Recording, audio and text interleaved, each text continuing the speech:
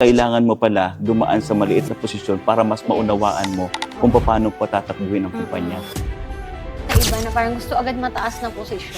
Pero hindi nila alam, okay lang pala na mag-start ka ng mababa. Ginawa ko siyang positive na think sa buhay ko. Wala akong aasahan. Yes. Wala akong hahawakan na mas matibay na pundasyon, kundi ang sarili ko lang. Kailangan kang iwan ng mga nagmamahal sa'yo. If hindi ka marunong magbenta, hindi ka magiging successful entrepreneur. Yung aking mga paa, dalawa po yan ay bakal na. Nasa bahay ka lang, nag-scroll ka na naman ng social media mo, tumutok at manood ka ng Evitalk Podcast at manalo ng 200 GCash prize.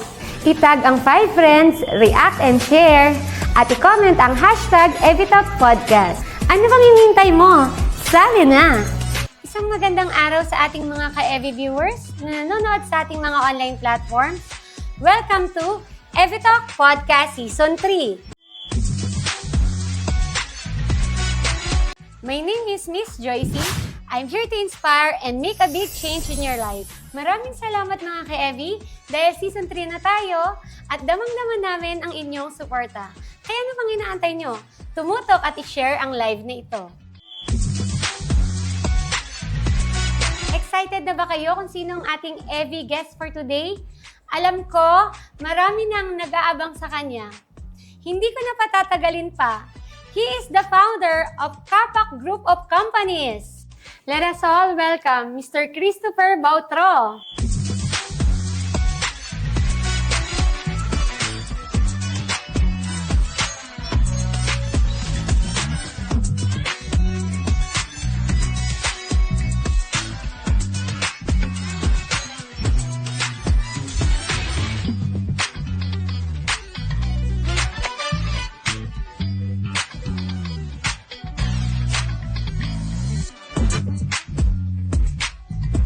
Batiin mo naman, Sir Chris, ang ating mga ka-Evi viewers na nanonood sa ating Evitalk Podcast. Magandang araw, Miss Joycey. Salamat sa pag-invite dito sa ating Evitalk. Binabati ko yung mga ka-Evi viewers natin dyan, lalo-lalo na dyan sa opisina. Ang mga nanonood, i-share ninyo, i-like ninyo para ma-inspire kayo. Sa mga productions natin, sa opisina, yung mga nagtatrabaho at saka sa ating mga customers, clients po ng products natin, nawa po, kapulutan po rin ng inspiration yung aming kwento. Yes. Thank you so much, Sir Chris. Grabe. Alam mo, hindi ko akalain na nandito ka sa aming harapan, kasama ng mga Evi viewers natin, no? Kasi nakita ko yung background mo, napakarami mo ng kumpanya, talagang kayang-kaya mo siyang i-handle. And alam mo, nung nalaman ko ngayong story mo, gustong-gusto ko siyang i-share. Pero ngayon, syempre, gusto ko ikaw mag-share sa kanila, sa mga viewers natin. Kung sino nga ba si Sir Chris before maging founder ng Kapak Group of Companies? Alam mo, Miss Joycey, ngayon ay i-inspire natin yung ating mga manonood po. Yeah. Para malaman nila ano talaga ang behind the success ng isang rag to riches na tao. Or hindi pa naman tayo riches eh. So ang kailangan, nandun pa lang tayo sa level na talagang nag-run out yung ating pinaghirapan. Si Kapak Group of Companies, combine yan ng iba-ibang klaseng industry na nandoon sa group of companies. Altera Prime Corporation, ito po yung nagbibigay sa atin ng produkto, nagmamanufacture ng products na nakikita natin sa market ngayon.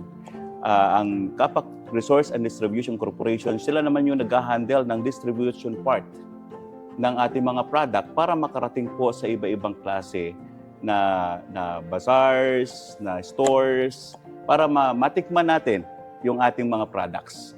At saka yung Kapak Business Solution naman, ito yung mag-handle naman ito ng mga administrative natin sa accounting, sa iba pang aspeto ng compliance department, sila yung nandoon. Meron din tayong Altera Grill and Restaurant, which is yung restaurant natin. Ito po yung talagang pinagbuhusan natin ng panahon, mga panahon na yun na tayo ay nagsisimula. At saka yung ating ipapang negosyo bago tayo dumating sa brand na Flavianos. Ito yung bread and Yes. butter nyo before. Yes, Ma'am Joycey.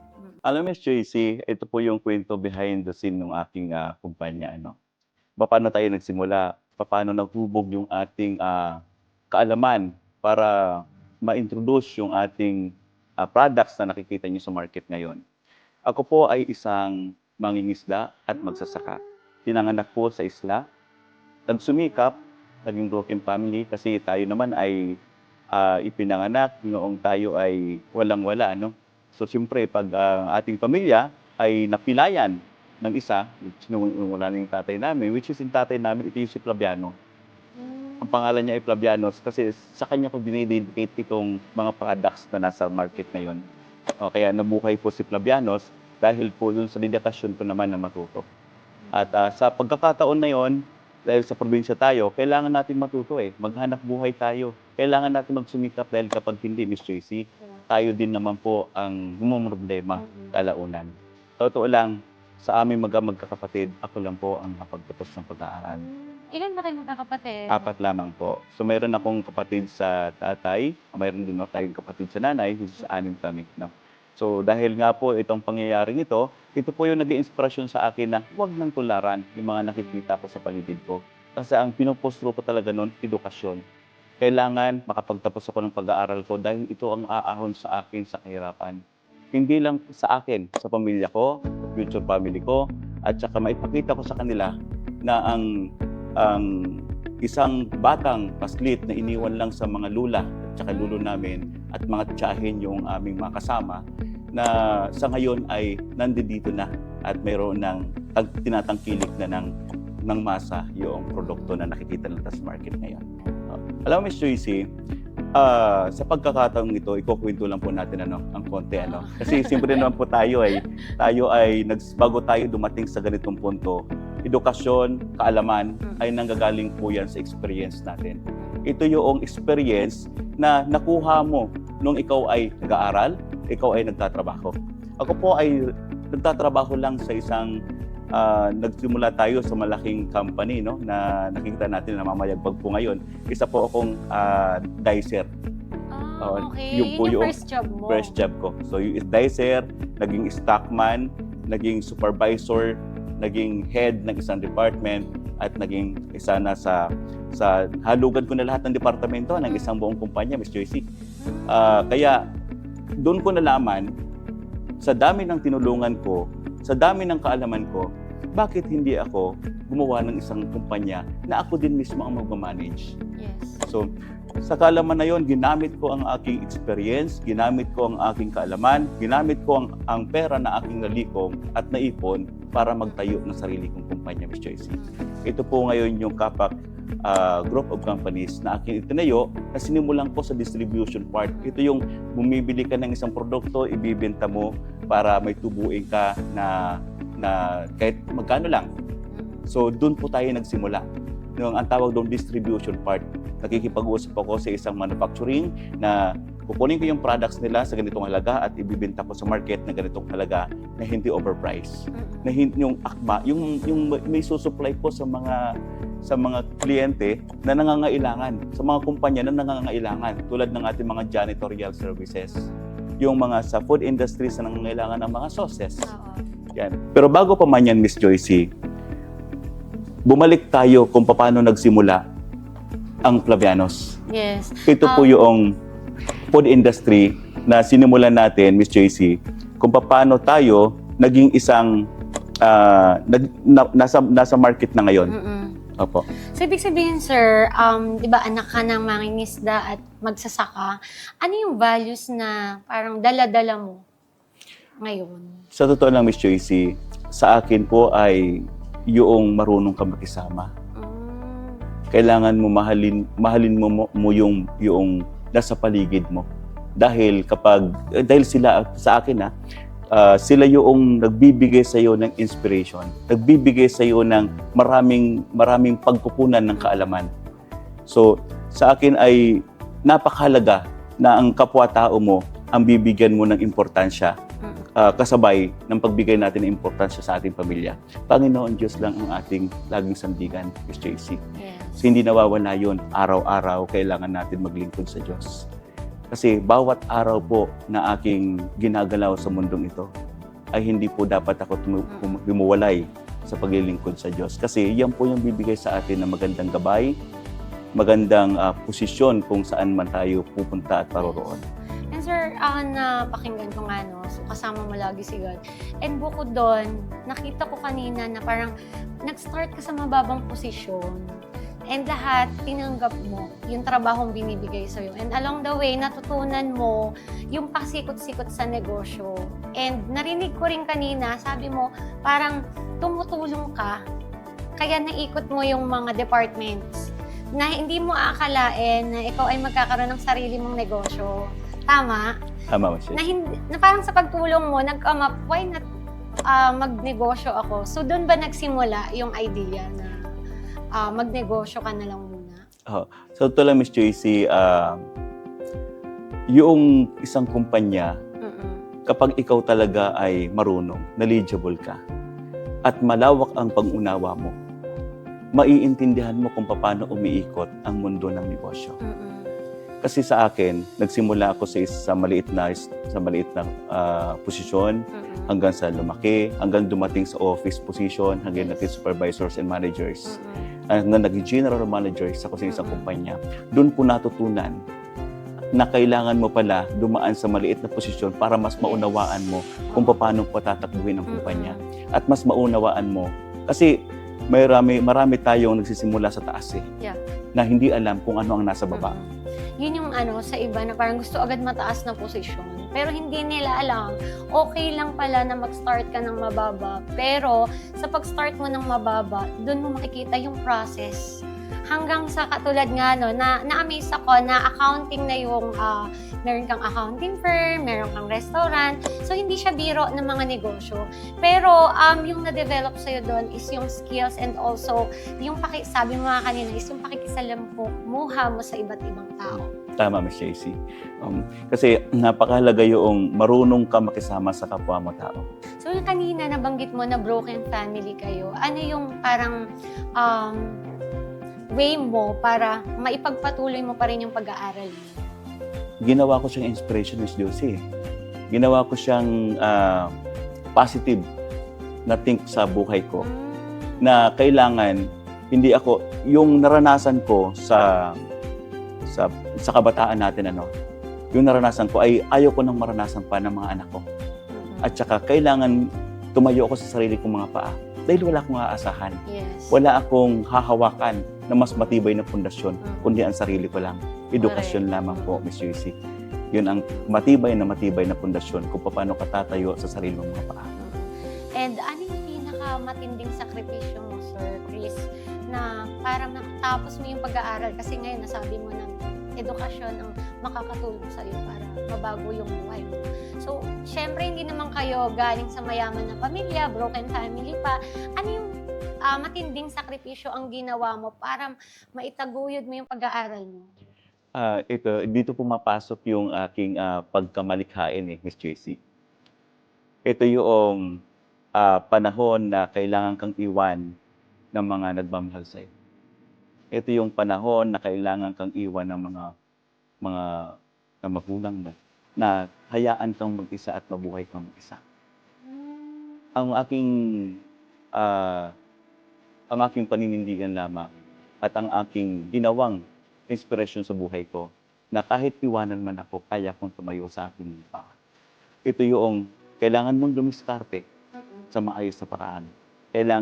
Kasi, Ms. Joycey, noong iniwan kami ng kabataan pa, mga grade 3 lang po ata ako noon. Iniwan ako ng magulang ko, doon po natutunan lahat. Ng 2 taon, hindi po kami sinipot sa probinsya. Ako at saka yung kapatid ko lang ang kailangan kong, ang kaagapay ko. Na iaapihin ka ng ibang tao, pagsasabihan ka ng hindi maganda, yung parang ang tingin sa apakababa. So ang ginawa ko, Ms. JC, pumunta ako sa mga tao na nagbibigay sa akin ng tulong, ng suporta, sa bundok. Kasi sila yung mapagmahal. Sa bundok, pumunta ako doon, humingi ako at nagtitinda ako ng popsicle, nagtitinda ako ng mga kakanin. Hindi ako nagtitinda sa bayan. Nagtitinda ako sa bundok para pag uwi ko, meron akong dalang palay, gulay, para may makain kami ng aking mga. So, mas okay sa'yo magbenta doon kaysa sa Sa city. Opo, kasi ito yun eh. Ang kailangan ko lang, kaya ako nagbibenta dahil sa, hindi lang yun sa pera eh. Oo. Although kailangan natin yun, pero kailangan ko nang makain. Ito yung kapag binigyan ka ng pera, ang mabibili mo lang ay maliit.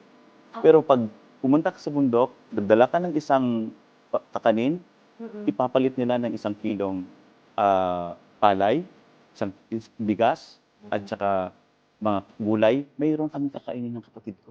Pero sir, naikot mo yung mga department sa isang company, paano ka nagsimula sa business? Kasi hindi porke alam mo na yung mga department, makapag-start ka na. Paano yung ginawa mong action that time? Alam, Miss Joycey, bago tayo nagsimula sa ganitong sitwasyon, no? Kasi siyempre sa pagtatrabaho natin, marami tayong matututunan eh.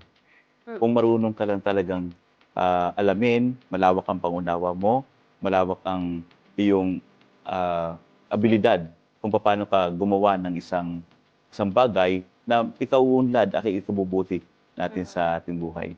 Sa totoo lang, ang ating pagsabak sa negosyo ay hindi madali ito. Maraming mga pagsubok ang dadaanan mo. Hindi ito basta na pag tinayo mo, okay na. Okay na. So marami. So maraming pagsubok din sa buhay ko, sa negosyo ko, sa pamilya ko, ang dumating sa aming buhay. Nandun po yung kailangan natin. Ako po, Miss Joycey, pag titingin mo sa akin, napaka-normal. Yung aking pangatawan, maayos. Pero tandaan niyo po, yung aking mga paa, 2 po yan ay bakal na. Yan po yung isa sa pagsubok ng aking buhay sa pagninegosyo. Doon po tayo nagsimula tayo ay siyempre, wala naman tayong kakayanan. Kailangan natin magsumikap araw-araw. So, nakamotorsiklo tayo, nadisgrasya, putol ang kabilang paa. Ganun po ang buhay. And then, tayo naman, tayo ulit.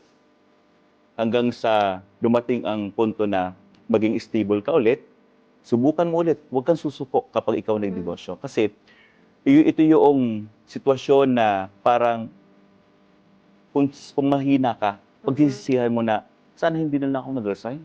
Sana nagtrabaho na lang ako. Babalik ka lang ulit. Oo. Sana gusto kong bumalik. Pero, paano ako babalik doon sa aking senaryo dahil ang buhay ay ano lang madali lang eh. Ito yung, Miss Joycey, ito yung maliit lang ang panahon mo doon. Sa pagninegosyo, ito yung long term mo na hanggang ikaw ay maging stable. Iyan po rin ang hawak mo. Kasi, Miss Joycey, nagtayo ako ng mga restaurant. Nagsimula talaga yung aming business. Yun yung first business na, Apo, yung restaurant. Magkano yung naging capital mo doon? Simula to sa tilapia burger, Miss Joycey. 500 pesos lamang po. 500 lang. Yung aming kapital dito, Oo. mag-asawa. Paano mo napalago yung 500? Ito yung bumili kami ng 500 pesos na tilapia. Tapos si Mrs. naman, yung anak ko, nagki-cravings ng burger. Maraming bagyo kasi noon, ang panahon na yun nagsulputan ang tilapia dyan sa Laguna de Bay. So marami, murang-mura lang. So 500 pesos mo, ang dami mo nang mabibili. Pinili ni Mrs. yan, pinakain sa community, sa gustuhan naman nila, doon kami nagsimula na magnegosyo. Hanggang pinasok na namin, ang una kong business ay fast food foods Ito yung marami kasi nakikipaypay doon sa bahay namin ng mga panahon na yon at sila naman ay yung customer namin Kaya sabi ko password yung aking nilagay na enterprise na aking nilagay muna doon sa business.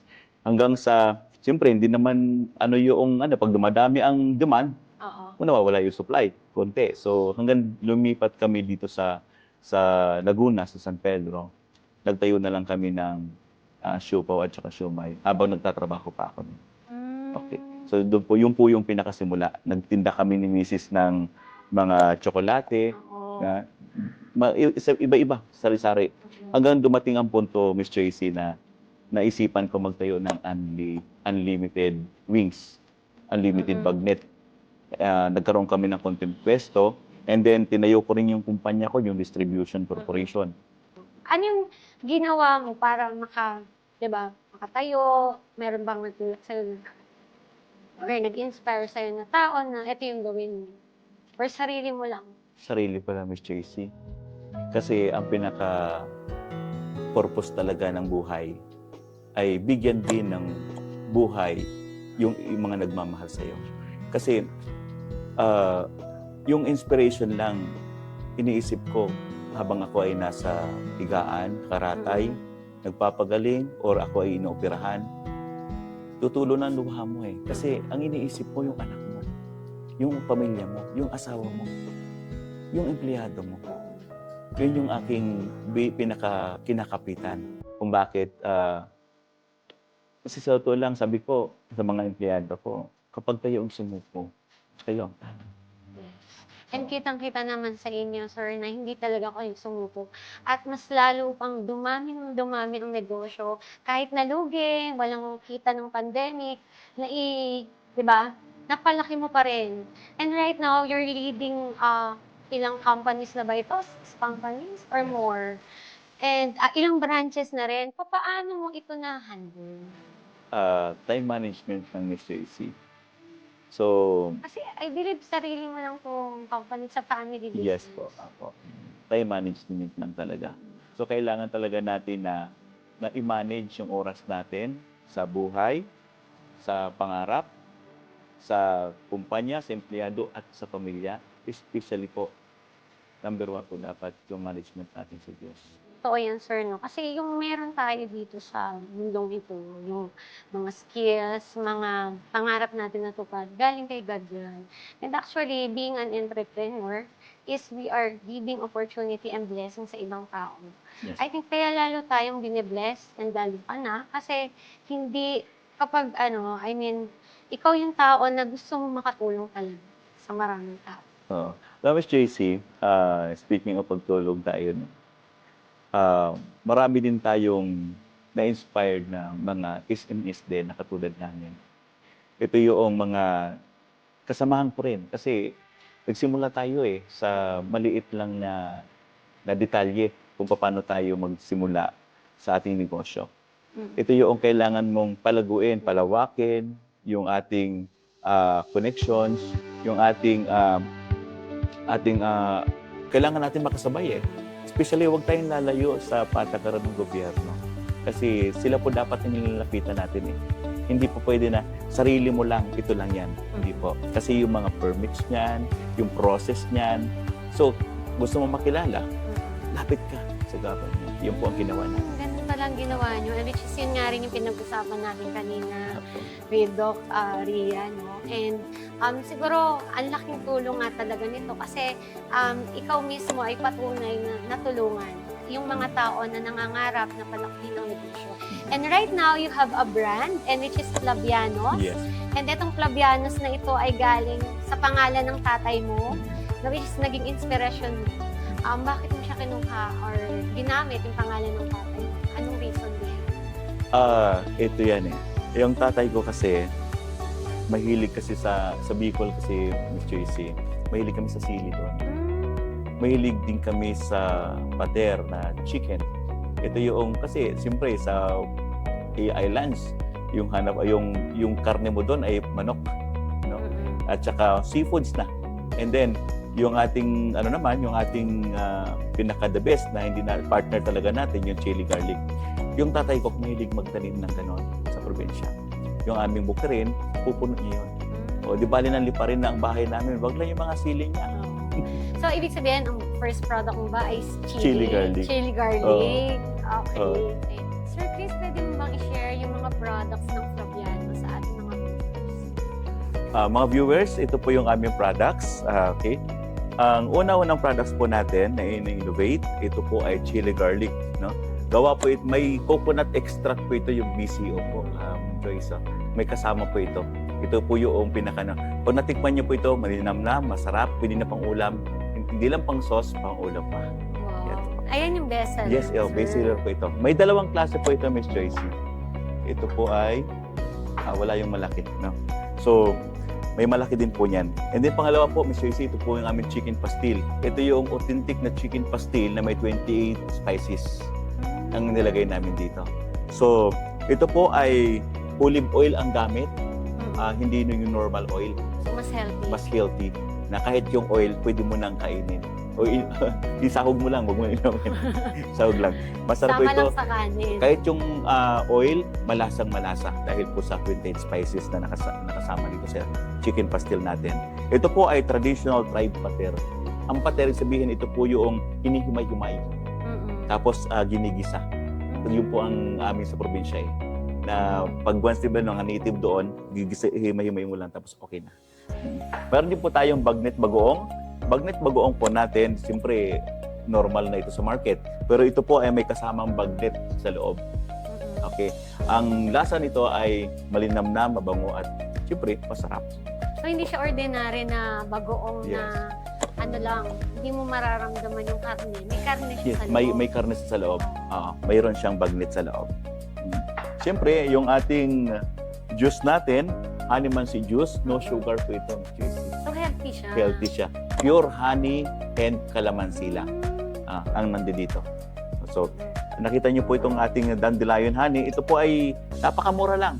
Hindi siya pit bottle, glass bottle po ang Glass nandito. bottle. Kaya Magkano mas naman tumatagal yan, po sir, ito. sa market? 120 pesos lang ito. Mura Oh, na. yes, bottle pa lang, presyo na ng juice mo. Panalo ka na Panalo. sa presyo. Ito na yun. Quality. 120 pesos lang yan.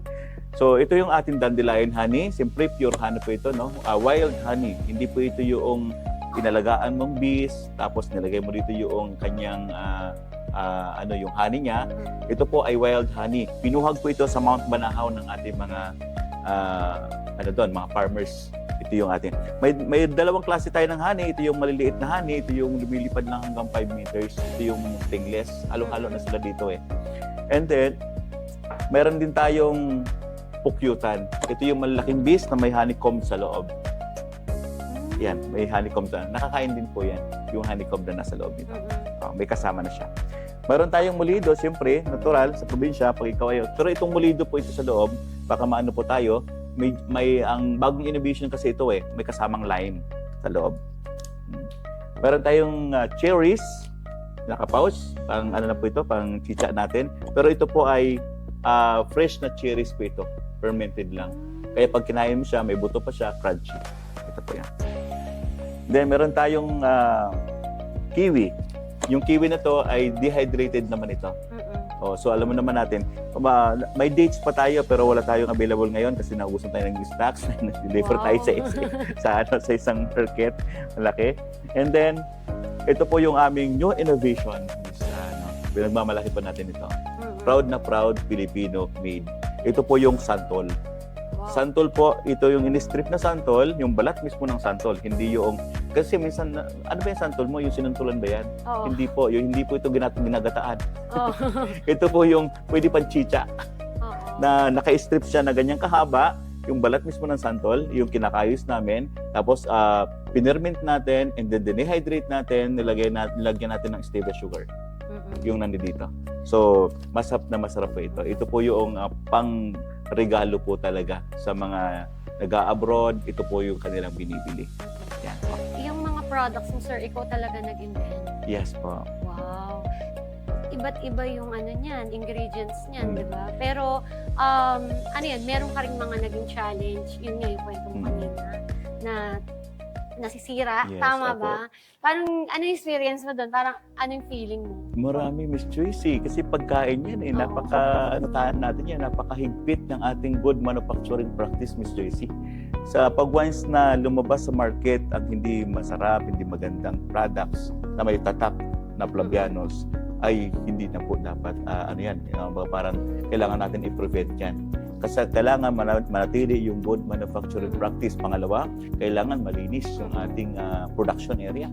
Yung factory natin, yung pinagagawa natin. Para mas wala pong nakakapasok na mikrobyo kasi yung puyo ang nagpapababa ng lifespan ng ating produkto. Etong mga products na to ay GMP na lahat. Yes, ako. May mga tatak pong GMP yan sa loob. Eto, nung na-establish mo siya, nung na-develop mo itong mga products mo, ano yung feeling mo na nakapagbibigay ka ng hanap buhay at the same time, meron kang mga bagong products. Actually, 25 to, di ba? 25 SKUs. Ubus lang yung iba. May mga banana chips po tayo, may kasama chips and kamote chips po. Yun yung mga bestseller actually. Yes, Yun yung mga madaling kainin. Opo. Yung kilala sa market. nung na-develop mo yan, sir, sobrang ano, pakiramdam mo na kahit na nagkaroon ka ng disabilities, pero itong product na to is nakaka-prove. Alam mo, JC, ano po, no? Pag ako nasa opisina, pag galing ako sa labas, may mga bazaars kami. At saka pag nakikita ko yung products ko sa isang bazaar, tapos nakikita ko yung booth ko ng Flavianos, ang product eh, lahat mga gawa ko, tapos may mga tao sabi, Yung ang malapit. sarap ng products mo. Ang gaganda ng packaging mo. Ang gaganda ng colorful, magkasarap sa mata, masarap, at walang kabigit sa Oo. products mo. Tsaka maganda talaga yung packaging kasi nung nakita ko siya sa Ayala mo, talagang lalo yung booth niyo, sobrang nakaka-amaze. Na kahit gawang Pinoy siya, di ba? Sobrang ganda ng packaging and then yung quality ng products andoon. Kasi Ms. JC, ang pinaka-purpose talaga natin, i-innovate yung products na yung ikaw mismo ang makilala na ikaw mismo ang nag-invento. Yung ikaw mismo yung ng kakaiba. Kasi marami namang products na katulad eh. Kasi maraming bagoong, maraming chili garlic, maraming pastil na nagkalat. Ano ba ang meron ka doon sa iba? Kasi kailangan po natin tandaan, kapag tayo ay nag-innovate ng products, ay iba-iba pong recipe po yan. Kailangan yung recipe mo, yun po yung pinagmamalaki mo, na yun po ay gawa mo. Yan po. Sir, ano yung sikreto na nung nagne-negosyo ka, paano mo napalago ito? Sa totoo lang, Ms. JC, wala po tayong puhunan eh. Ano yung pinakasikreto mo? Ang sikreto ko lang dito, pagkasya-kasyahin lang kung yung anong pera nasa bulsa eh. So parang paikot lang ng Yes po, paikot. Yun paikot. ang naging sekreto mo. Kasi yung Opo. iba, sabihin na natin walang puhunan, ginagastos pa nila. Opo. Pero ang ginawa mo is paikot lang ng Yes. paikot.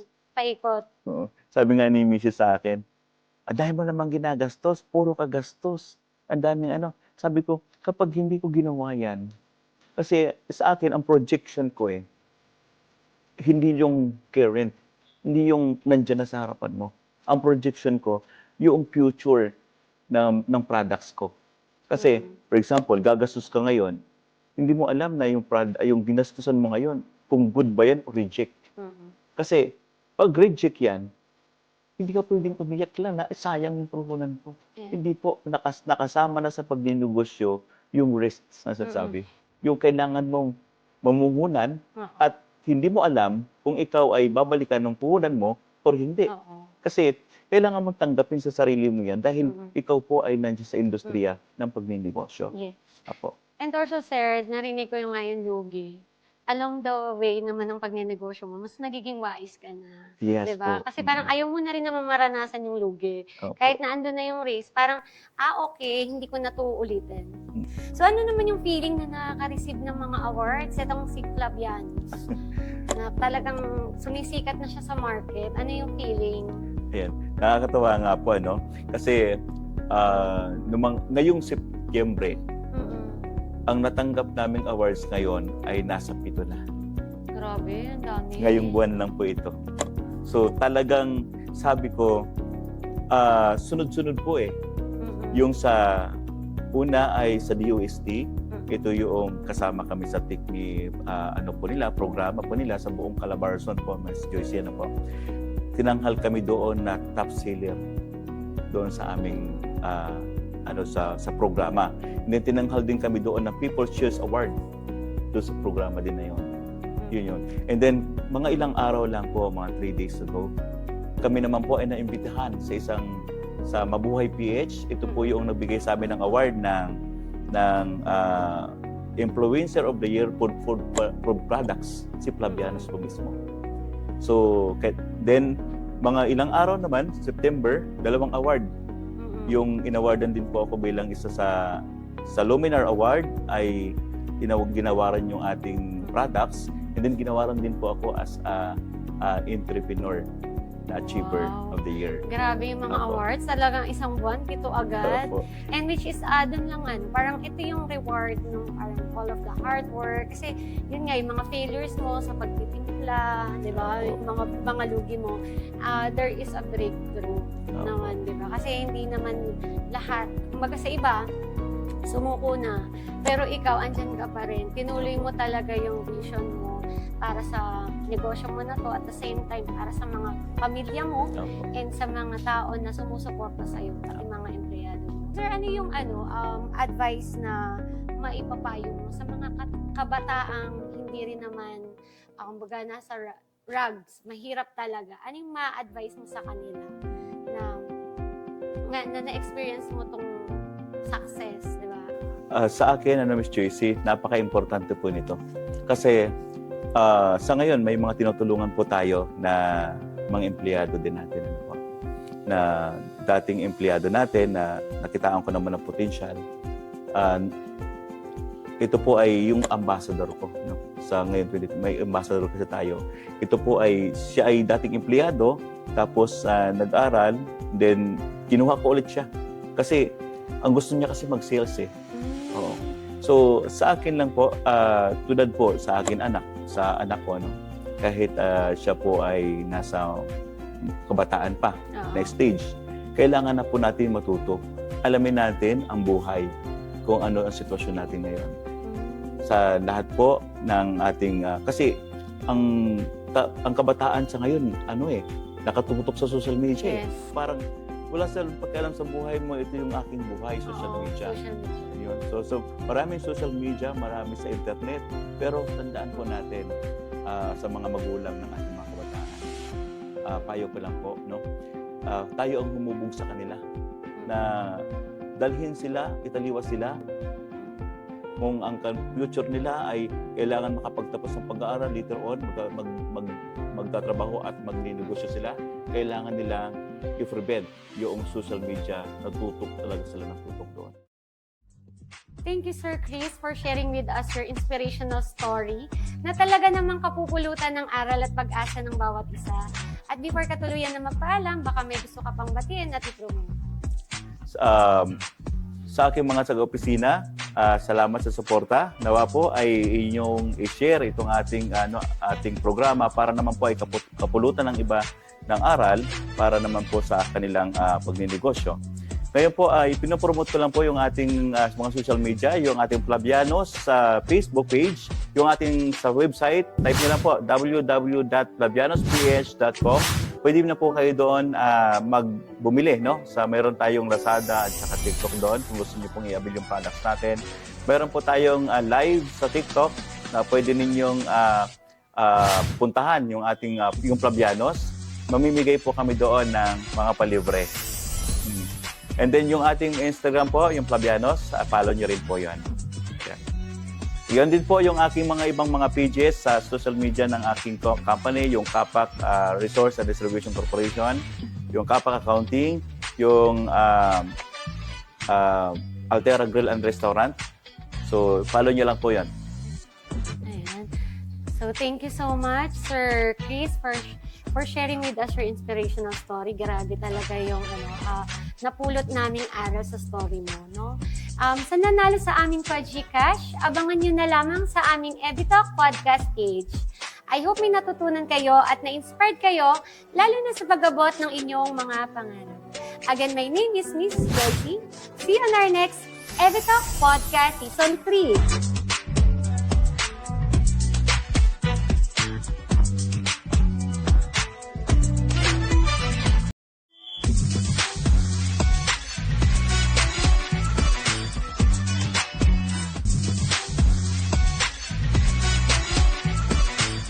EviTalk Podcast would like to thank the following: Evidence Help Beauty and Skin Essentials, MacJoy E-Commerce Corporation, J. Caprioli Designs, etc., Print Pinas Los Baños,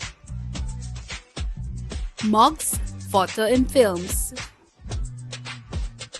Speedway Business Solutions Corp., We Trade Innovation Solutions, Hello Eve, Germite Packaging Supplies Trading Incorporated, The Wise Owl Studios, Hisopos Global, Via Juana Distribution, Beauty Co. Miss Seed Beauty Lounge.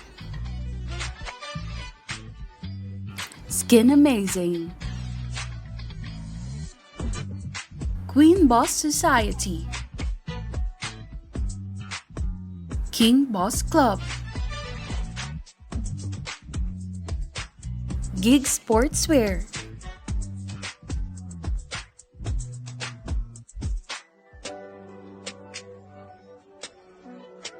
Manang Aneng, Presyong Kapatid.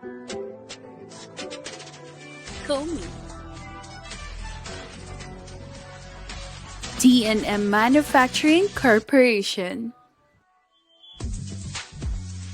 Buchan, Manila. In partnership with Gutierrez Media Productions. Pinoy Extreme, pasyal tayo.